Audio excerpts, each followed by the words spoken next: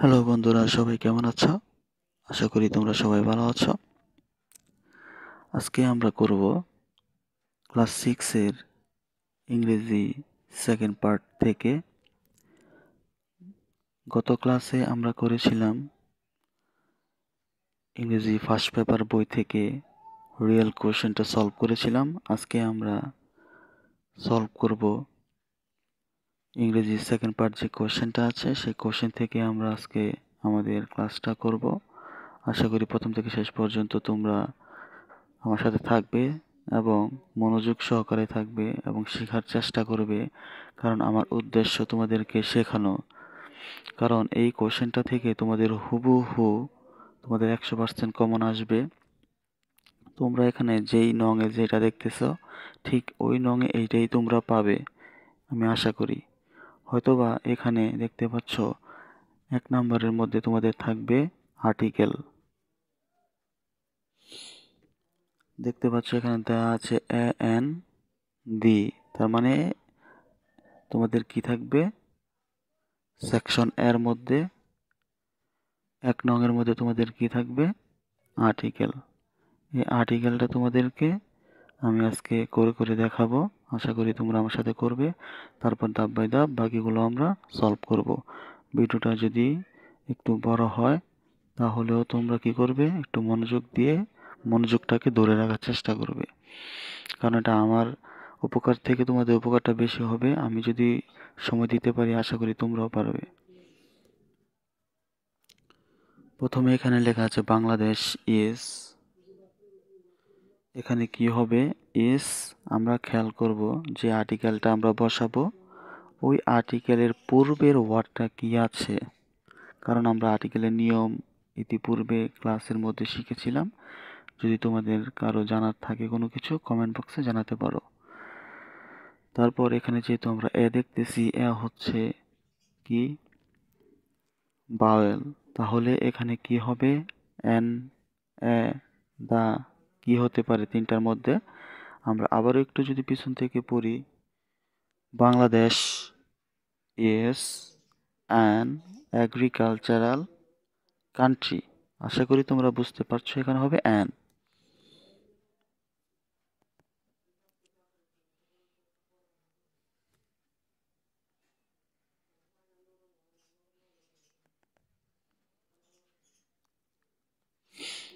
তাহলে পরবর্তীটা আমরা একটু পরে দেখি, এখানে আর্টিকেল কি হয়।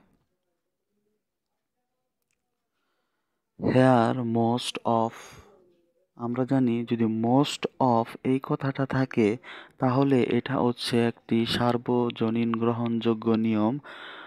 ওয়ান অফ দ্য মোস্ট যদি কোনো জায়গায় থাকে বা মোস্ট অফ যদি কোনো জায়গায় থাকে তাহলে তোমরা চোখ বন্ধ করে এখানে কি দিবে, দিবে।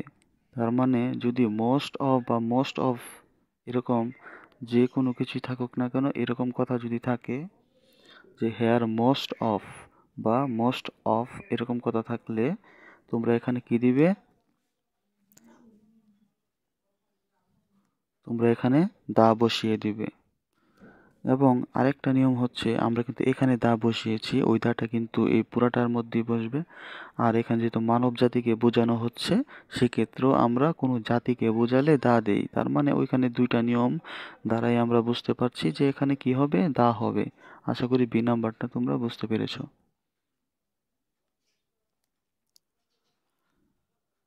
তারপর যেহেতু কোশ্চেন আমাদের এখানে এখান থেকে শুরু, তাহলে আমরা এখান থেকে পড়বো, ওইখানে আর ওইটুকু আর পড়বো না।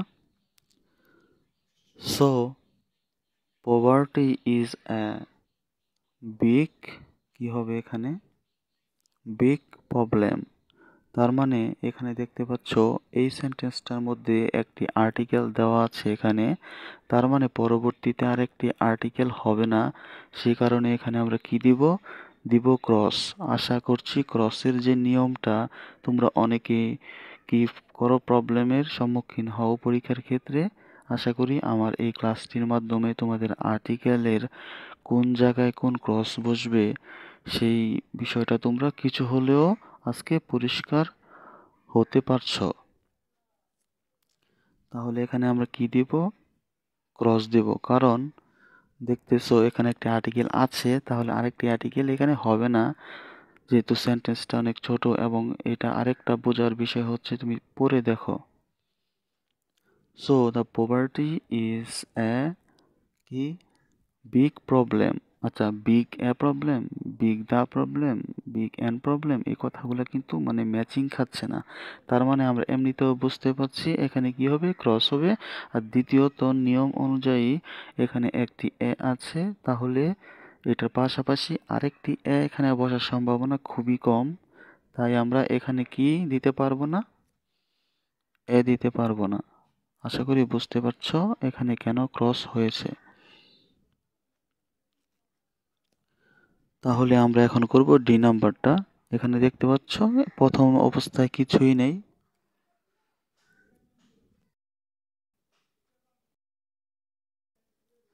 তাহলে এখানে এখন আমরা কি দিতে পারি, যেহেতু ইফিসিয়েন্ট ইটা আছে, একটা লেটার যেহেতু এখানে আছে, তার মানে এটা হচ্ছে vowel, A E I O U. তোমরা এই বিষয়টা সবাই জানো, তার মানে এখানে হবে এন।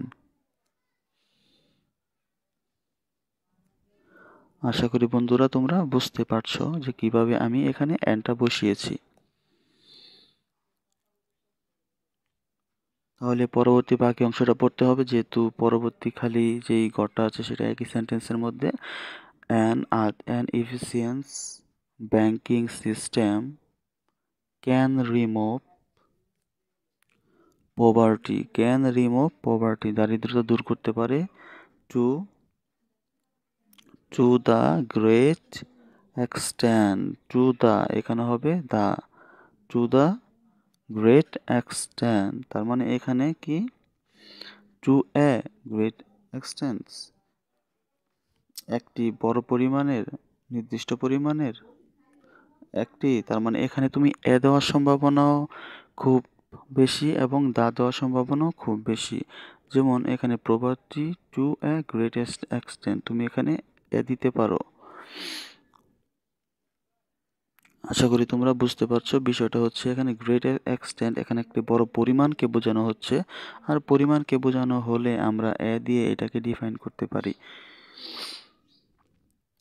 তারপর দেখতে পাচ্ছ পরবর্তী যে সেন্টেন্সটা, সেখানে বলা আছে সো ইট ইজ এসেনশিয়াল, তার মানে এখন সহজেই আমরা বুঝতে পারছি এখানে হবে অ্যান, যেহেতু এখানে আছে ই।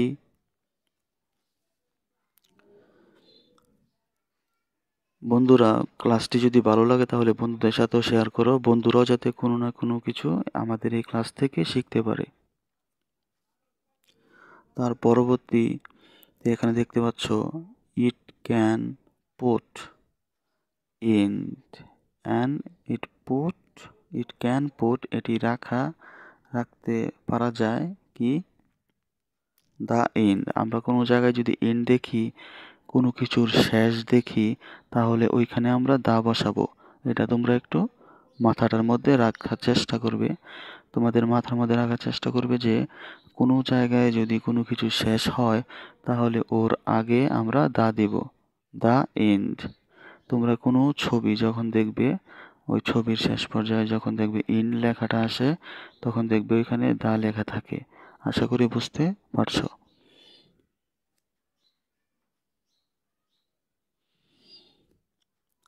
তারপর এখান থেকে আমরা পড়ব many people can work in, মানে অনেক লোকই কাজ করতে পারে ইন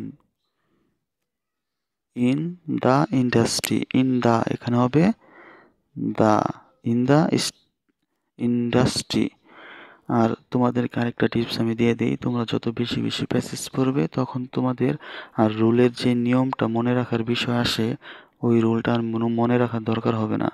কারণ তোমরা যখন বেশি বেশি প্যাসেজ পড়বে, রিডিং পড়বে, তখন দেখবে তোমাদের মুখের মধ্যে অটোমেটিক আসবে যে এখানে কোনটা হবে, আর্টিকেল এ এন দি কোনটা হবে সেটা তোমরা সহজে বুঝতে পারবে। যেমন এখানে এখন আমি লাস্টের যেই আনসারটা করেছি তোমরা এখন দেখতে পাচ্ছ যে many people can work in the industry, এটা আমার মুখের মধ্যে এসে পড়েছে, কারণ আমি এটা জানি, এইরকম একটি লাইন আমি এর আগে পড়েছি। আশা করছি বন্ধুরা বুঝতে পারছো। আর আজকের ক্লাসটি যদি ভালো লাগে তোমাদের কাছে, তাহলে সাবস্ক্রাইব করতে পারো। এবং যদি তোমাদের মনে হয় যে ক্লাসটি আজকে উপকারে আসতেছে তোমার, তাহলে তুমি বন্ধুদের সাথেও শেয়ার করো, যাতে বন্ধুরাও উপকৃত হয়। তাহলে আমরা অতিরিক্ত কথা না বলি আমরা সামনের পরবর্তী কোশ্চেনে আমরা যাই।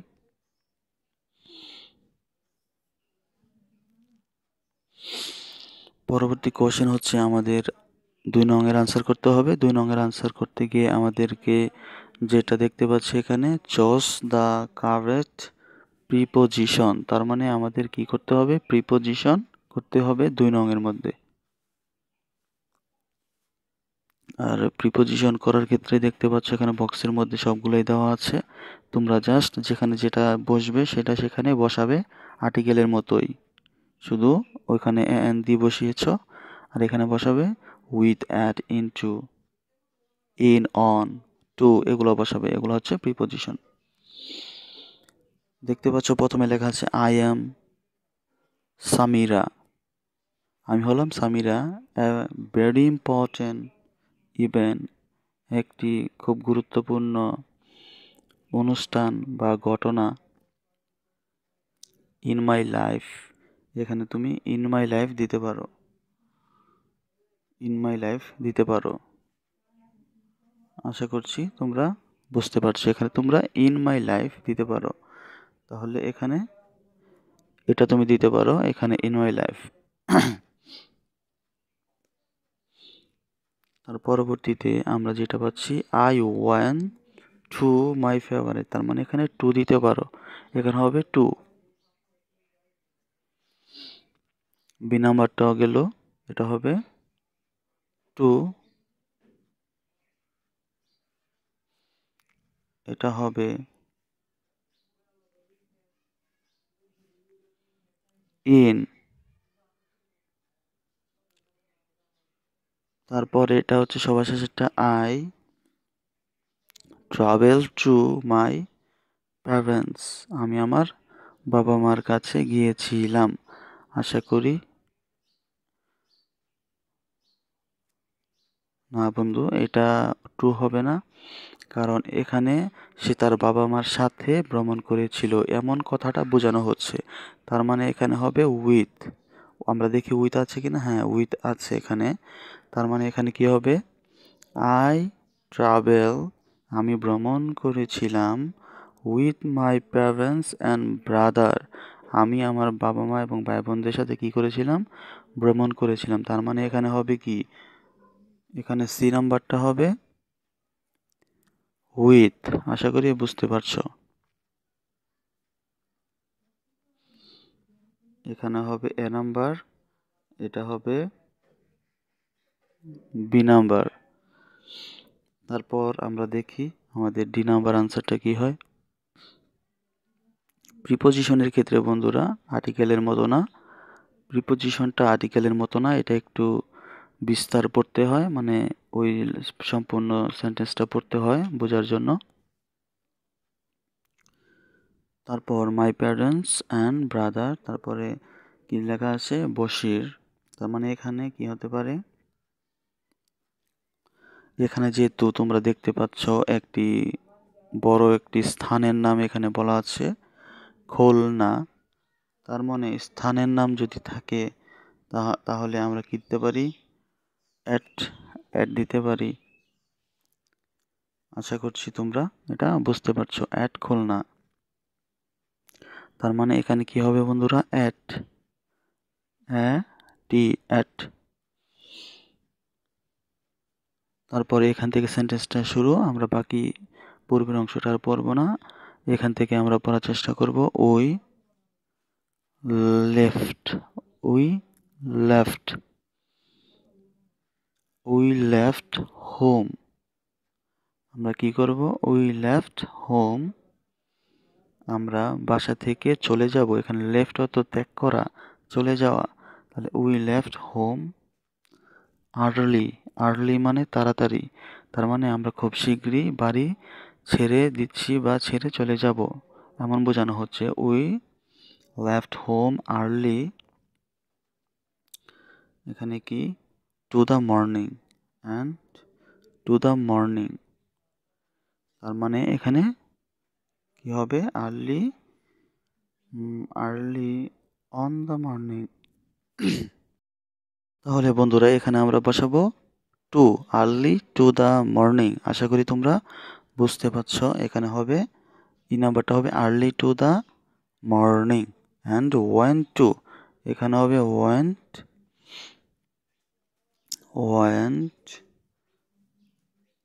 On Rangpur, went to Rangpur. এখানে তোমরা টু বসাবে, ওয়েন্ট টু রংপুর।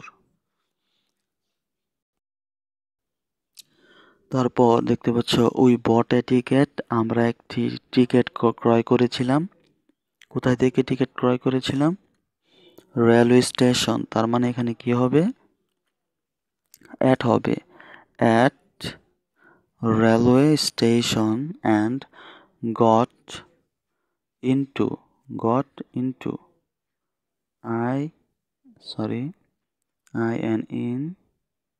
ইনটু, তার মানে বুঝতে পারছো গট ইনটু ট্রেন, তার মানে ট্রেনের মাঝে সে কি করেছিল উঠেছিল। আশা করি বন্ধুরা তোমরা বুঝতে পারছো যে কিভাবে আমরা প্রিপোজিশনটা সলভ করলাম। যদি আজকের ক্লাসটা ভালো লেগে থাকে তাহলে চ্যানেলটাকে সাবস্ক্রাইব করবে যাতে পরবর্তী ক্লাসগুলো পেতে পারো। পরবর্তীতে আমরা 3 নং এর মধ্যে যেটা দেখতে পাচ্ছি এখানে আমাদের জন্য আছে সেটা হচ্ছে complete the text using the word in the box as need. এখানে বলা হয়েছে যে নিচের যে খালি শূন্যস্থানটা আছে সেটাকে কমপ্লিট করার কথা বলা হয়েছে আমাদের এই বক্স থেকে উপযুক্ত শব্দ দিয়ে। আশা করি তোমরা বুঝতে পেরেছ। এখন আমরা এটাকে সলভ করার চেষ্টা করি। চলো, আমাদের সময় বাঁচানোর জন্য আমি আগে থেকে এখানে আনসারগুলো দিয়ে রেখেছি। এখানে দেখতে পাচ্ছ বলা আছে the person who does the work of good, এখানে হবে good is known as a farmer in the Bangladesh. The life of a farmer is not so, কি আমরা এখানে বোঝার চেষ্টা করছি। এখানে বলা হয়েছে সরি বন্ধুরা, এখানে প্রথম আনসারটা আমাদের হবে the person who does the work of farming.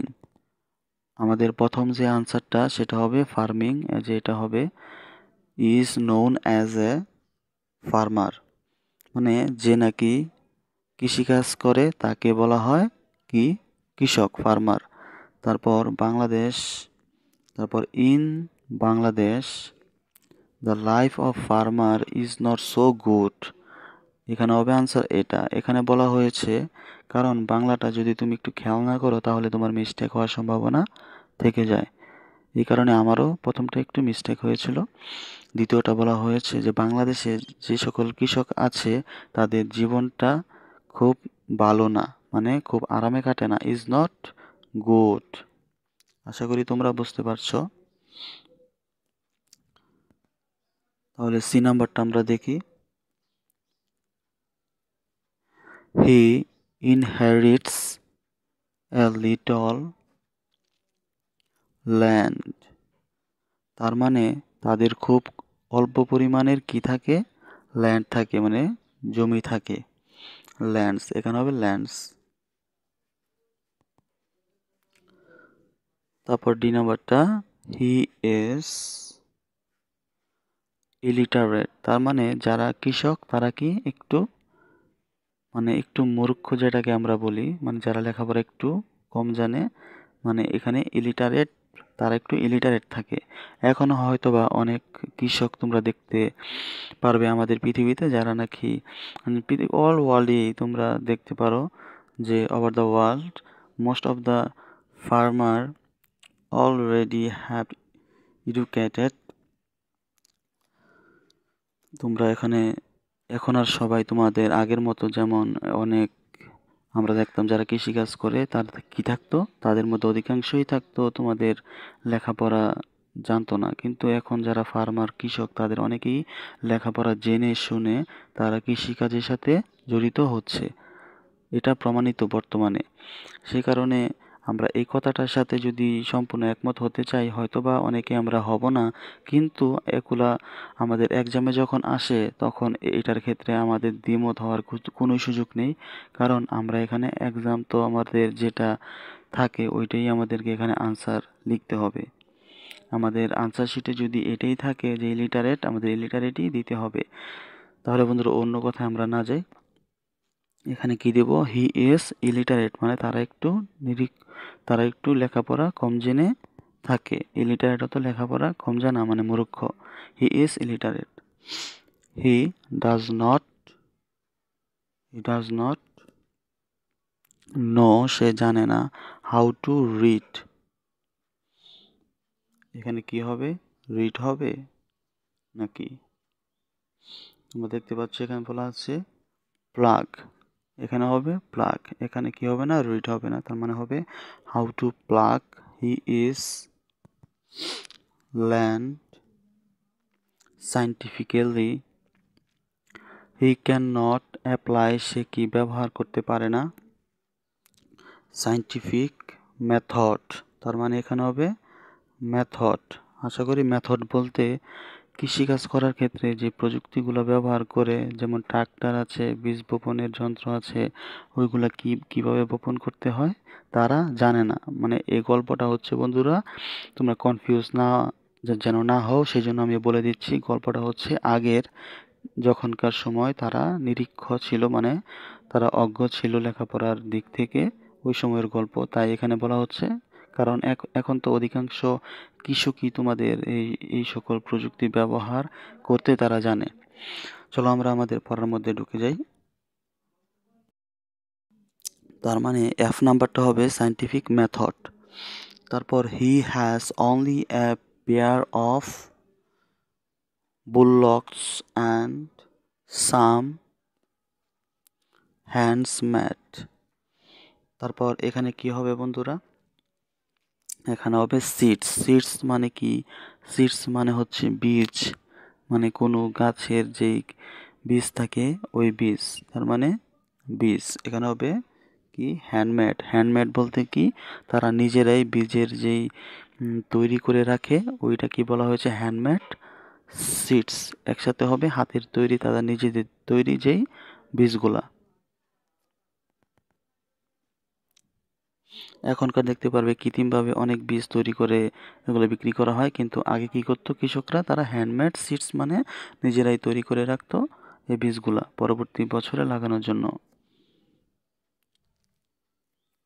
তারপর আমরা পড়ি often he has not enough মানি, প্রায়ই তার কাছে কি অনেক টাকা থাকতো না, টু বাই কেনার জন্য। কি কেনার জন্য বন্ধুরা, এখানে কি কেনার জন্য হতে পারে তোমরা বলো তো? এখানে বন্ধুরা জি নাম্বারটা আমরা একটু আগে যেটা করেছিলাম এখানেও আমাদের একটু এই বলতে একটু হয়েছে, একটু মিস্টেক হয়েছে। এখানে হবে tools, handmade tools, tool T double O L S tours.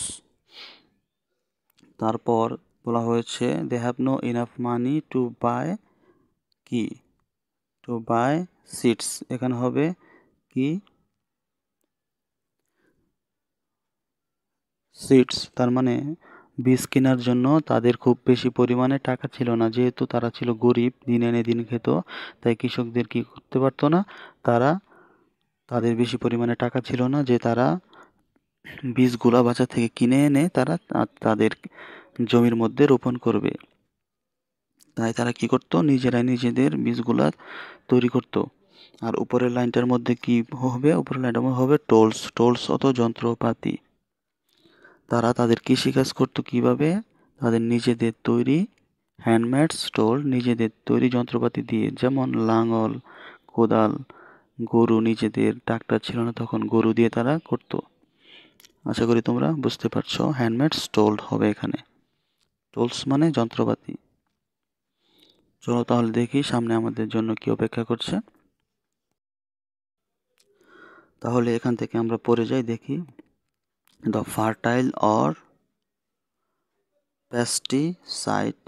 এখান থেকে আমরা পড়ি অ্যাজ এ রিজাল্ট, এর ফলে যেহেতু তাদের কি করতো, তাদের বীজ ছিল না, তাহলে as a result he can not produce, সে সরবরাহ করতে পারতো না বা উৎপাদন করতে পারতো না। প্রডিউস হতো উৎপাদন করা বা সরবরাহ করা। হি অ্যাজ এ রেজাল্ট মানে এর ফলে, হি ক্যান নট প্রডিউস, সে উৎপাদন করতে পারতো না। কি উৎপাদন করতে পারতো না? সে উৎপাদন করতে পারতো না মোর ফুডস, এখানে হবে ফুড, এফ ডাবল ও জি, ফুড, এখানে হবে ফুড। এই ফুডটা আমাদের বক্সের মধ্যে আছে, তোমরা দেখে নিতে পারো। আর যে কোয়েশ্চেনগুলো আমি করাচ্ছি এখান থেকে হুবহু তোমাদের পরীক্ষার মধ্যে কিছু না কিছু থাকতেও পারে, এই জন্য তোমরা একটু মনোযোগ দিবে। আর যে কোয়েশ্চেন প্যাটার্ন আছে এটা 100% তোমাদের পরীক্ষার মধ্যে কমন পড়বে। তারপরে আমরা যখন 4 নম্বর কোয়েশ্চেন আনসার করতে আসবো, দেখতে পাচ্ছ 4 নম্বরের মধ্যে আমাদের জন্য একটা টেবিল থাকবে। টেবিলের মধ্যে বলা আছে make 4 sentence from the following substitution table. তার মানে বলা আছে প্রথম যে ওয়ার্ডটা তোমরা দেখতে পাচ্ছ এখানে, প্রথম ওয়ার্ডটার সাথে এখানের কোন ওয়ার্ডটা মিলবে ওইটাকে তোমরা জোড়া লাগাবে, মানে অ্যাড করবে। তারপরে দুইটার সাথে এখান থেকে 4টার কোন সেন্টেন্সটা মিলবে ওই সেন্টেন্সটাই এটার সাথে আবার অ্যাড করবে। তার মানে এখানে 3টা জায়গা থেকে 3টা অংশ নিয়ে তোমরা একটি সেন্টেন্স তৈরি করবে। সেন্টেন্স তৈরি করতে হবে কয়টা? প্রথম লাইনে তোমরা যতগুলো সেন্টেন্স দেখতে পারবে প্রথম লাইনে এই ততটাই তৈরি করতে হবে। আশা করি বুঝতে পারছো। তাহলে আমরা একটু করে দেখি। The paper is the parts of parcel the modern life. Paper is part and parcel মানে অবিচ্ছেদ্য অংশ, পার্ট অ্যান্ড পার্সেল মানে অবিচ্ছেদ্য অংশ, যেটা ছাড়া চলবেই না, এটাকে বলা হয় পার্ট অ্যান্ড পার্সেল। তার মানে paper can not paper is part and parcel of modern life. আধুনিক বিশ্বে পেপার হচ্ছে একটি গুরুত্বপূর্ণ জিনিস। তারপর 2 নম্বরটা আমরা দেখি, বলা আছে it is made, it is made, it মানে এখানে পেপারটাকে বোঝানো হচ্ছে ইট দ্বারা। It is made from straw, grass, oat, etc মানে ইত্যাদি। তার মানে এখানে বলা হচ্ছে স্ট্র, ঘাস এবং কাঠ থেকে এটাকে তৈরি করা হয়। গেল আমাদের 2 নাম্বারটা। এখন আমরা 3 নাম্বারটা করব। উই ক্যান নট ডু, আমরা পারি না করতে, কি করতে পারি না? For a moment without paper মানে আমরা কি একটি মুহূর্ত আমরা পেপার ছাড়া অতিবাহিত করতে পারি না। সর্বশেষটা হচ্ছে এটা। আশা করি তোমরা বুঝতে পেরেছো কিভাবে তোমরা আনসার করবে 4 নং। তাহলে এখন আমরা 5 নংটা দেখি কি বলা হয়েছে। আমাদের 5 নংয়ে যা করতে হবে সেটা হচ্ছে, কোয়েশ্চেনটা আমি পড়ে তোমাদেরকে বোঝাচ্ছি। রিড দ্য ফলোয়িং টেক্সট, এই টেক্সটগুলো পড়ো, অ্যান্ড এবং change the sentence as direction. Direction বলতে এখানে সবার শেষে দেখতে পাচ্ছ ব্র্যাকেটের ভিতরে ডিরেকশন দেওয়া আছে কি করতে হবে, এবং ওইটাকে চেঞ্জ করতে বলা হয়েছে। Change the sentence as direction, তার মানে এটাকে আমরা চেঞ্জ করব। প্রথমটাকে চেঞ্জ করি। প্রথমটাকে বলা হয়েছে কিসেতে চেঞ্জ করার জন্য? অ্যাক্টিভে চেঞ্জ করার জন্য। তার মানে এটা প্যাসিভ করা আছে। তোমরা যারা ভয়েস করেছো আমার ক্লাসগুলো তারা একটু বুঝতে পারবে, আর যারা করো না একবারে, যারা একবারে করোই নাই তারা এটা খুব তাদের জন্য একটু হার্ড হতে পারে। তারপর আমি চেষ্টা করবো সহজে বুঝিয়ে দেওয়ার জন্য। আশা করি আমার স্টুডেন্টরা যদি আমার ক্লাসগুলো মনোযোগ দিয়ে করে এবং আমার চ্যানেলের সাথে যুক্ত থাকে তাহলে তারাও আমার ক্লাস থেকে কিছু না কিছু শিখতে পারবে, এটা আমি মনে করি। তাহলে যদি আমরা অ্যাক্টিভ থেকে প্যাসিভ করি একরকম, প্যাসিভ থেকে অ্যাক্টিভ করলে একরকম। তার মানে এটাকে অ্যাক্টিভ করতে হবে। তার মানে এটাকে অ্যাক্টিভ করতে হলে আমরা কি করব? শেষের অংশটাকে আগে আনবো, আর শেষের অংশটাকে আগে এনে তারপর আমরা কি লিখব? তারপর আমরা মূল ভার্বের যে পাস্ট পার্টিসিপল ফর্মটা আছে সেটাকে আমরা মূল ফর্মে রূপান্তরিত করব, যেমন spoke, the world spoke all over the, কি হবে, the world spoke English all over. আশা করি তোমরা বুঝতে পেরেছ। মানে অল ওভারটা থাকবে সবার শেষে, দ্য ওয়ার্ল্ডটা আসবে আগে, কারণ এটা আর এটাই হচ্ছে মূল বিষয়। সাবজেক্ট অবজেক্টটা চিনতে হবে। আর এই ভার্বটা যেহেতু আমরা প্যাসিভ করার সময় এনেছিলাম, তাই এটাকে আমরা কি করব, এখন যেহেতু প্যাসিভ থাকবে না সেহেতু আমরা এটাকে উঠিয়ে দিব। দ্য ওয়ার্ল্ডটা আগে আনবো, এটা যেহেতু প্যাসিভের সময় এনেছিলাম তাই এখন তো আমরা অ্যাক্টিভ করছি, তাই এটাকে উঠিয়ে দিব। আর এটাও আমরা প্যাসিভের সময় পাস্ট পার্টিসিপল ফর্ম করেছিলাম, এখন যেহেতু অ্যাক্টিভ করব এটাকেও আমরা মূল ফর্মে রূপান্তরিত করব। দ্য ওয়ার্ল্ড স্পোক, এটাকে উঠিয়ে দিব, তারপরে লিখব অবজেক্ট ইংলিশ, তারপরে অল ওভার। আশা করি তোমরা বুঝতে পেরেছো এটা কিভাবে তোমরা অ্যাক্টিভ করবে। তারপরেরটা কি করার কথা বলা হয়েছে, ইন্টারোগেটিভ। ইন্টারোগেটিভ মানে হচ্ছে প্রশ্নবোধক সেন্টেন্স তৈরি করা। আশা করি তোমাদের এমন কথা যেই কোনো জায়গায় তোমাদেরকে যদি বলা হয় ইন্টারোগেটিভ, এরকম কোনো কথা যদি শোনো তোমরা, এরকম কোনো কথা শুনলেই তোমরা বুঝে নেবে এটাকে প্রশ্নবোধক সেন্টেন্সে রূপান্তরিত করার কথা বলা হচ্ছে। ইন্টারোগেটিভ করলে তোমরা সর্বশেষে একটি প্রশ্নবোধক চিহ্ন তোমাদের দিতে হবে, এটা তোমরা মাথায় রাখবে। তাহলে ইন্টারোগেটিভ করার সময় যদি আমরা আগে নেই তাহলে খুঁজে বের করতে হবে এখানে কোনো সাহায্যকারী মানে হেল্পিং ভার্ব আছে কিনা। হেল্পিং ভার্ব কোনগুলো, am, is, are, was, were, have, has, shall, will, এরকম কোনো কিছু এখানে নাই। তাহলে কি করতে হবে, এখানে আমাদের খেয়াল করতে হবে এখানে মূল ভার্বটা কি আছে। মূল ভার্বটা যেহেতু আছে এখানে প্রেজেন্ট ফর্মে, তাহলে আমরা কি করব, এখানে আমরা ও এর সাথে ডু এবং ডাজ দুইটা থেকে একটা নিতে হবে। এখানে আসবে ডু, তার মানে সর্বপ্রথম আমরা ডু নিব। ডু নাই কিন্তু তারপরও ডু আনতে হবে, কারণ আমরা বলেছিলাম কোয়েশ্চেন মার্ক মানে প্রশ্নবোধক সেন্টেন্স তৈরি করতে গেলে ভার্বটা আগে নিতে হয়। এখানে ভার্ব নাই বিদায় মূল ভার্বটা থেকে আমরা বুঝে গেছি যে এটা প্রেজেন্ট টেন্স, তাই আমরা প্রেজেন্ট টেন্সের ভার্ব ডু এবং ডাস দুইটা থেকে একটি সাবজেক্ট অনুযায়ী নিতে হবে।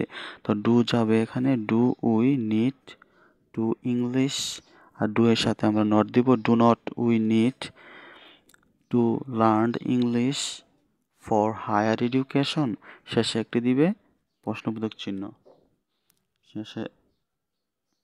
শেষে প্রশ্নবোধক চিহ্ন দিতে হবে। কখন দিবে, এখন না, যখন আমরা এটাকে করব। যেমন আমরা এখানে লিখব do not we need to learn English for higher education, শেষে প্রশ্নবোধক চিহ্ন। আশা করি বুঝতে পারছো। যখন আমরা কোনো, ধরো এখানে আর আছে, আরটাকে আগে নিব, আরটাকে আগে নেওয়ার পর এখানে আরের সাথে নট দিব। যেহেতু আর নাই, কোনো অক্সিলারি ভার্বই নাই, সেহেতু আমরা মূল ভার্ব অনুযায়ী ডু নিয়েছি, ডু এর সাথে নট দিয়েছি। আশা করি তোমরা বুঝতে পারছো। তোমাদেরকে বোঝানোর জন্য আমার একটু বেশি কথা বলে বোঝানো হচ্ছে, সেজন্য তোমরা বিরক্ত হবে না, আশা করি সাথেই থাকবে।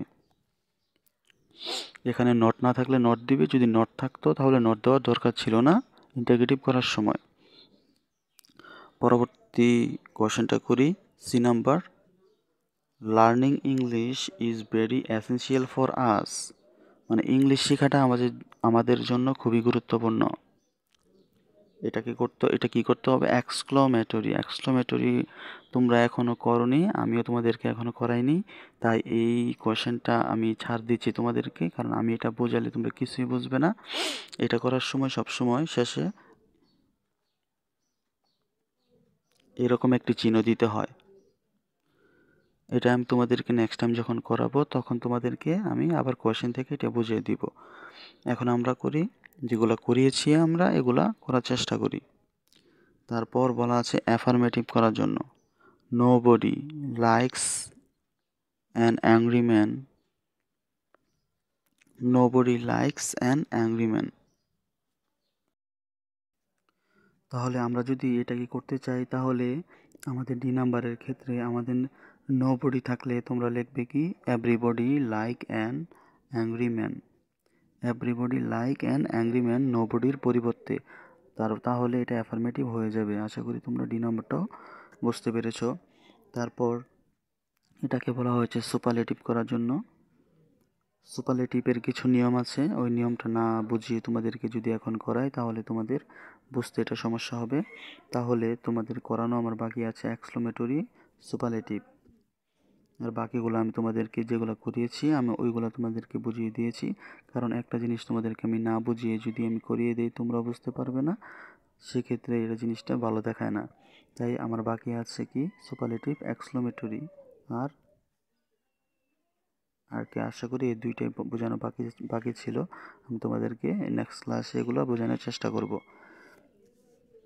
আজকের আমাদের ক্লাসটা করার উদ্দেশ্য হচ্ছে তোমাদেরকে আমি কোয়েশনের সাথে পরিচয় করিয়ে দেওয়া, যাতে তোমরা সহজে পরীক্ষার মধ্যে যখন যাবে তোমরা যাতে নার্ভাস না হও, নার্ভাস না হয়ে যাতে প্রশ্নের সাথে যাতে তোমরা আগে থেকেই পরিচিত থাকো, সেজন্যই আমি কোয়েশনটাকে তোমাদের জন্য আমি ম্যানেজ করে তোমাদের সাথে শেয়ার করছি আজকে।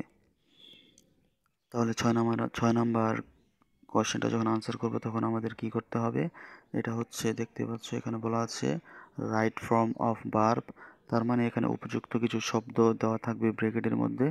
এখানে এখানে ভুল শব্দ দেওয়া থাকবে ব্র্যাকেটের মধ্যে, ওইখান থেকে উপযুক্ত শব্দটাই তোমরা কি করবে, খালি ঘর শূন্যস্থান যেখানে ওইখানে তোমরা বসাবে যেই ওয়ার্ডটা তোমাদের দেওয়া থাকবে।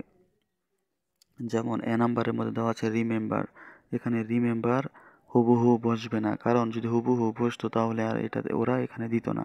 তার মানে এখানে কোনো না কোনো সমস্যা আছে, এটাকে সলভ করে তোমরা এখানে বসাবে। আই ক্যান রিমেম্বার, তার মানে এ ইম্পর্টেন্ট ইভেন্ট দ্যাট হ্যাপেন্ড, এখানে বলা হয়েছে পাস্ট ফর্ম, মানে এটা পাস্ট ফর্ম আছে। রাইট ফর্ম ভার্বটা আমি তোমাদেরকে নেক্সট ক্লাসে বোঝাবো। আজকে জাস্ট তোমরা এটার সাথে পরিচিত হয়ে যাও। তোমাদের এই ব্র্যাকেটের ভিতরে যেগুলা তোমাদের থাকবে ওইগুলা তোমরা কি করবে, ওইগুলো তোমরা এখানে ঠিকঠাকভাবে এখানে বসাতে হবে, বেশি কোনো সমস্যা থাকে না। কিছুটার সাথে অ্যাস যোগ করতে হয়, কিছু না নাউন তৈরি করে বসাতে হয়, কিছুটা অ্যাডজেক্টিভ তৈরি করে এখানে বসাতে হয়। আর ওই নিয়মগুলো তোমাদেরকে আগে বোঝাতে হবে আমার, তা না হলে তোমাদেরকে আমি করিয়ে যাব কিন্তু তোমাদের কোনো উপকারে আসবে না। তাই আমার শুধু লাভের চিন্তা করলে হবে না, আমি যদি অল্প সময়ের মধ্যে তোমাদেরকে আমি ঠাসঠুস শিখিয়ে দেই তাহলে তোমরা কিছুই পারবে না, কিছু বুঝবেই না। তারপর 7 নাম্বার কোশ্চেনের মধ্যে যেটা চাওয়া হচ্ছে সেটা হচ্ছে পাঞ্চুয়েশন। পাঞ্চুয়েশনের ক্লাস আমি ইতিপূর্বে করেছি, যে পাঞ্চুয়েশন বলতে সেন্টেন্সের মধ্যে যদি কোনো নাম থাকে ওই নামের প্রথম অক্ষরটা বড় হাতের লিখবে এবং সর্বপ্রথম সেন্টেন্স যেটা থেকে শুরু হবে ওইখানে বড় হাতে থাকবে। এখানে বড় হাতের আছে, এখানে কোনো সমস্যা নাই। তার মানে এখানে আমরা পড়ে দেখব কোন জায়গায় আমাদের কমা হবে, এভাবে ফুল স্টপ হবে, ফুল স্টপ, কমা, দাড়ি, এই বিষয়গুলো আমাদের খেয়াল করে করে আমাদেরকে বসাতে হবে। পাঞ্চুয়েশনের ক্লাসটা যারা করনি তারা আমার পাঞ্চুয়েশনের ক্লাসটা করে আসতে পারো। পাঞ্চুয়েশন হচ্ছে যেখানে দাড়ি, কমা, ফুল স্টপ, হাইফেন কোন জায়গায় কোনটা বসাবে সেটা তোমরা এই সেন্টেন্সটা পড়ে পড়ে বসাবে। তোমরা এখানে এই সেন্টেন্সটা পড়লে বা দেখলে বুঝতে পারবে এখানে কোনো ধরনের কোনো কমা, ফুল স্টপ, হাইফেন কিছুই নাই, তার মানে তোমরা এখানে ইউজ করতে হবে। এটা কি বলা হয়, পাঞ্চুয়েশন।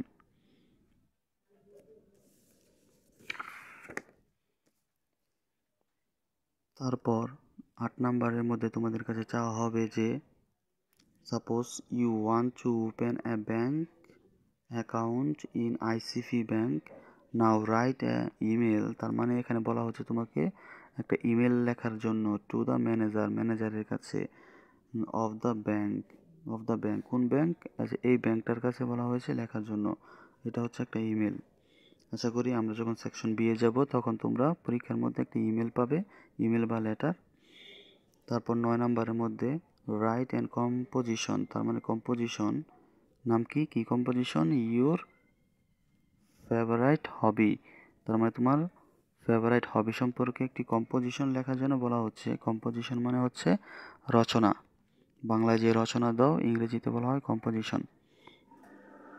আর এই কম্পোজিশন করার জন্য তোমাদেরকে কি করতে হবে, তোমাদের মুখস্থ অনেক ক্ষেত্রে তোমরা করতে পারো, কিন্তু এই কোশ্চেনটা একটু আলাদা। দেখতে পাচ্ছ এখানে বলা আছে A B C D E F, এখানে দেওয়া আছে এখানে 6টার মতো কোয়েশ্চেন দেওয়া আছে। এই 6টা কোয়েশ্চেন যদি তোমরা জাস্ট আনসার করতে পারো তাহলে তোমাদের এই রচনাটা লেখা হয়ে যাবে। হোক সেটা বেশি বড় হোক, একবারে ছোট হলে হবে না, মানে একটু লাইনটা একটু বাড়ানোর চেষ্টা করবে, একটু মিডিয়াম সাইজ বা বড় করলেই চলবে। এই কোয়েশ্চেনগুলো সবগুলো টাচ থাকতে হবে তোমার রচনার ভেতরে। আর যদি তুমি জাস্ট এই মাই হবি যেই কম্পোজিশনটা এটা শিখে আসো বই থেকে, ওইখানে শেখার পর তুমি 2-3 পৃষ্ঠা 5 পৃষ্ঠা লিখলে, কিন্তু দেখলে এখানে কিছু কিছু কোয়েশ্চেনের টাচ তোমাদের ওই রিটেনের মধ্যে লেখা হয়ে গেছে আর কিছু কিছু বাকি পড়েছে, সেক্ষেত্রে কিন্তু নাম্বার পাবে না।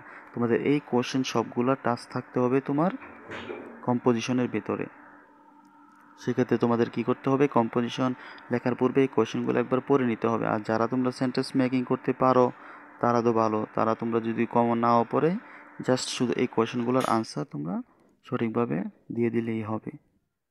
আশা করি বন্ধুরা আজকে তোমরা আমার ক্লাসটা থেকে কিছু না কিছু জানতে পেরেছো। যদি বিন্দুমাত্র উপকারে আসে তাহলে চ্যানেলটাকে সাবস্ক্রাইব করবে, বন্ধুদের সাথে শেয়ার করবে। আজকের ক্লাসটা এতটুকুই বন্ধুরা, ভালো থাকবে সবাই।